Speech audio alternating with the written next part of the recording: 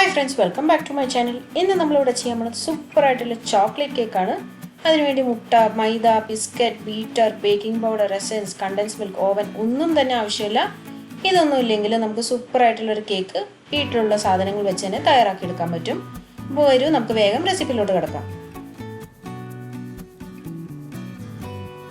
നമുക്ക് ആദ്യം പാലൊന്ന് പുളിപ്പിച്ചെടുക്കണം. അതിനുവേണ്ടി ഞാനിവിടെ ഒരു 1/2 കപ്പ് പാലിലേക്ക് 2 ടീസ്പൂൺ വിനീഗർ ഒഴിച്ചു കൊടുക്കുന്നുണ്ട്. വിനീഗർ ഇല്ലെങ്കിലും ലൈം ജ്യൂസ് ഒഴിച്ചു കൊടുത്താലും മതി.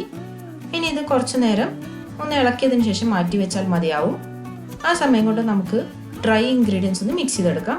അതിനുവേണ്ടി ഞാനിവിടെ 1 കപ്പ് ഗോതമ്പാവ് എടുത്തിട്ടുണ്ട്. റേഷനിൽ നിന്ന് കിട്ടുന്ന ഗോതമ്പാവാണ്. അതിൻ്റെ കൂടെ തന്നെ ഒരു 1/4 കപ്പ് കൊക്കോ പൗഡറാണ്. ഇത് നല്ല ഡാർക്ക് ആയിട്ടുള്ള കൊക്കോ പൗഡറാണ് ഞാൻ എടുത്തേക്കണേ. ഇനി അതിൻ്റെ കൂടെ 1 ടീസ്പൂൺ ബേക്കിംഗ് സോഡ, നമ്മുടെ വീട്ടിലൊക്കെ ഉള്ള സോഡാപ്പൊടിയാണ്. 1 നുള്ളു ഉപ്പും. ഇതെല്ലാം ചേർത്തതിന് ശേഷം നമുക്ക് ജസ്റ്റ് ഒന്ന് നന്നായി മിക്സ് ചെയ്ത് കൊടുക്കാം. ഇതുവരെയും എൻ്റെ ചാനൽ സബ്സ്ക്രൈബ് ചെയ്തിട്ടില്ലെങ്കിൽ സബ്സ്ക്രൈബ് ചെയ്യൂ. അടുത്തുള്ള ബെൽ ബട്ടൺ പ്രസ് ചെയ്യാൻ മറക്കരുത്. ഇനി അടുത്തായിട്ട് നമുക്ക് ഈ ഡ്രൈ ഇൻഗ്രീഡിയൻസ് ഒരു അരിപ്പ് ഉപയോഗിച്ചിട്ടൊന്ന് അരിച്ചെടുക്കാം. അധികം കട്ടകളൊന്നും ഇല്ലാതെ ഇരിക്കാനും ഒരുപോലെ യോജിച്ച് കിട്ടാൻ വേണ്ടിയിട്ടാണ് നമ്മൾ ഇതുപോലെ ചെയ്തെടുക്കുന്നത്. ഇനി അഥവാ കട്ടകൾ ഉണ്ടെങ്കിൽ തന്നെ നമുക്ക് കൈ കൊണ്ടോ അല്ലെങ്കിൽ ഒരു സ്പൂൺ കൊണ്ടോ ഉടച്ചു കൊടുത്താൽ മതിയോ. പറ്റുമെങ്കിൽ ഒരു 3 പ്രാവശ്യം ചെയ്താൽ നന്നായിരിക്കും. ഇനി അടുത്തായിട്ട് വെറ്റ് ഇൻഗ്രീഡിയൻസ് നമുക്കൊന്ന് മിക്സ് ചെയ്തെടുക്കണം. അതിനുവേണ്ടി ഒരു 1/4 കപ്പ് എണ്ണയാണ്, റിഫൈൻഡ് ഓയിലാണ് എടുത്തേക്കുന്നത്. അതിൻ്റെ കൂടെ തന്നെ ഒരു 1/2 കപ്പ് പൊടിച്ചു വെച്ചിരിക്കുന്ന പഞ്ചസാരയാണ്. ഇത് രണ്ടും കൂടി നമുക്ക് നന്നായിട്ട് മിക്സ് ചെയ്ത് കൊടുക്കാം. ഇനി നോക്കിക്കോളൂ, അടുത്തതായിട്ട് നമ്മൾ നേരത്തെ പാലും വിനാഗിരിയും പുളിപ്പിക്കാൻ വെച്ചായിരുന്നല്ലോ, അത് ഇതിൻ്റെ അകത്തേക്ക് ചേർത്ത് കൊടുത്തതിന് ശേഷം നമുക്ക് നന്നായിട്ട് യോജിപ്പിച്ചെടുക്കണം.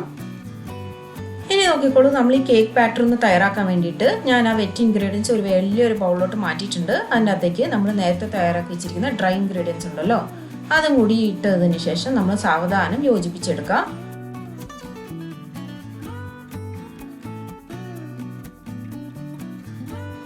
നമ്മുടെ കേക്ക് ബാറ്റർ തിക്കാവുന്ന സമയത്ത് നമ്മളിവിടെ 1/2 കപ്പ് പാലാണ് ചേർത്ത് കൊടുക്കുന്നത്. ആദ്യം നമുക്ക് കുറച്ച് ഒഴിച്ചു കൊടുക്കാം, പിന്നെ തിക്കാവുമ്പോഴേക്കും കുറച്ചും കൂടി ഒഴിച്ചു കൊടുക്കാം. ഈ രീതിയിൽ നമുക്ക് കേക്ക് ബാറ്റർ തയ്യാറാക്കി എടുക്കാൻ പറ്റും. എനിക്ക് മൊത്തത്തിൽ ഒരു 1/2 കപ്പ് പാലും 2 ടേബിൾ സ്പൂൺ പാലും വേണ്ടി വന്നു, ഇതുപോലെ റിബൺ കൺസിസ്റ്റൻസിയിൽ കേക്ക് ബാറ്റർ തയ്യാറാക്കാൻ വേണ്ടിയിട്ട്. ഇനി അടുത്തായിട്ട് നമ്മൾ കേക്ക് ബേക്ക് ചെയ്തെടുക്കാൻ പോകുന്ന ടിന്ന് ഏതാണോ അതിൻ്റെ അകത്തേക്ക് കുറച്ച് എണ്ണ ഒഴിച്ചു കൊടുത്തതിന് ശേഷം നമ്മൾ നന്നായിട്ട് തടവി കൊടുക്കാം. ഇതിൻ്റെ അകത്തേക്ക് ബട്ടർ പേപ്പറോ അല്ലെങ്കിൽ ഗോതമ്പാവൊന്നും ഇട്ട് കൊടുക്കേണ്ട ആവശ്യമില്ല, അല്ലാതെ തന്നെ നമുക്ക് കേക്ക് പൊട്ടിപ്പിടിക്കാതെ നമുക്ക് കിട്ടും. ഇനി ഈ കേക്ക് ടിന്നിലേക്ക് നമ്മൾ നേരത്തെ തയ്യാറാക്കി വെച്ചിരിക്കുന്ന കേക്ക് ബാറ്റർ ഒഴിച്ചു കൊടുക്കാം. കേക്ക് ബാറ്റർ ഒഴിച്ചു കൊടുക്കുമ്പോൾ പ്രത്യേകം ശ്രദ്ധിക്കേണ്ട കാര്യം, നമ്മൾ ടിന്നിൻ്റെ 1/4 ഭാഗം മാത്രം ഒഴിച്ചു കൊടുത്താൽ മതിയോ, അല്ലെങ്കിൽ പിന്നെ നമ്മൾ സ്റ്റീം ചെയ്തെടുക്കുമ്പോൾ പുറത്തേക്ക് പോകാൻ ചാൻസ് ഉണ്ട്. അപ്പോൾ അത് പ്രത്യേകം ശ്രദ്ധിക്കുക. ഇനിയിപ്പോൾ നമുക്ക് എന്തായാലും ഈ കേക്ക് ഒന്ന് ഇതുപോലെ ഒന്ന് ടാപ്പ് ചെയ്തെടുക്കുക. അപ്പോൾ ഇതിൻ്റെ അകത്തുള്ള വല്ല എയർ ബബിൾസ് ഒക്കെ ഉണ്ടെങ്കിൽ അതൊന്ന് പൊയ്ക്കോളും. ഇനിയിപ്പോൾ ഈ കേക്ക് ബേക്ക് ചെയ്തെടുക്കുന്ന മുൻപായിട്ട് ഒരു കാര്യം കൂടി, നമ്മൾ ഇതുപോലെ ഒരു ഫോയിലോ അല്ലെങ്കിൽ ഒരു ബട്ടർ പേപ്പർ വെച്ചിട്ട് നന്നായിട്ടൊന്ന് കവർ ചെയ്തെടുക്കുക. ഇതിൻ്റെ ഉദ്ദേശം ഒന്നേ ഉള്ളൂ, നമുക്ക് ഇതിൻ്റെ അകത്തേക്ക് ഈർപ്പമൊന്നും കയറാതെ ഇരിക്കാൻ വേണ്ടിയിട്ടാണ് ഇതുപോലെ ചെയ്തെടുക്കുന്നത്. അപ്പോൾ നല്ല ടൈറ്റായിട്ട് ഇതുപോലെ ചെയ്തെടുക്കാം.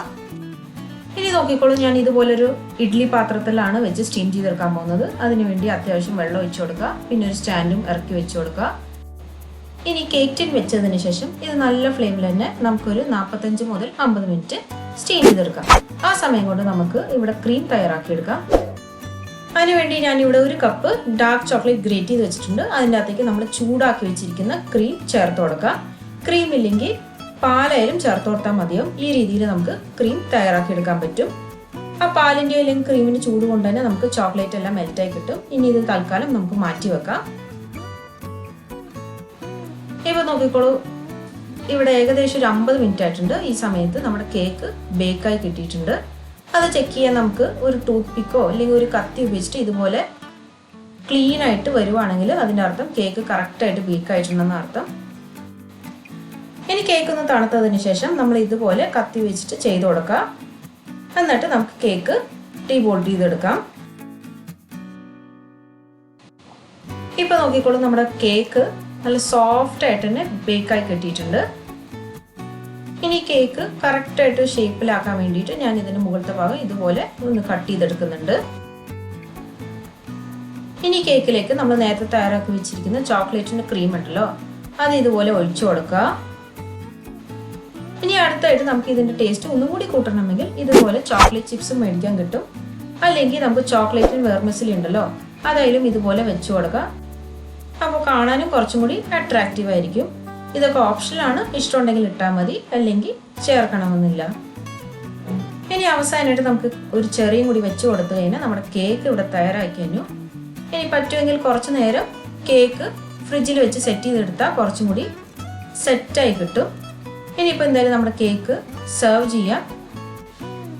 നമ്മുടെ വീട്ടിലുള്ള സാധാരണ ഇൻഗ്രീഡിയൻസ് വെച്ചിട്ടാണ് ഞാനിന്ന് കേക്ക് തയ്യാറാക്കിയെടുത്തത്. അഥവാ ഇല്ലാത്ത ഇൻഗ്രീഡിയൻസിന് പകരം ഞാൻ ഓൾട്ടർനേറ്റീവും പറഞ്ഞു തന്നിട്ടുണ്ട്. അപ്പോൾ എല്ലാവരും ഇത് ചെയ്തു നോക്കൂ.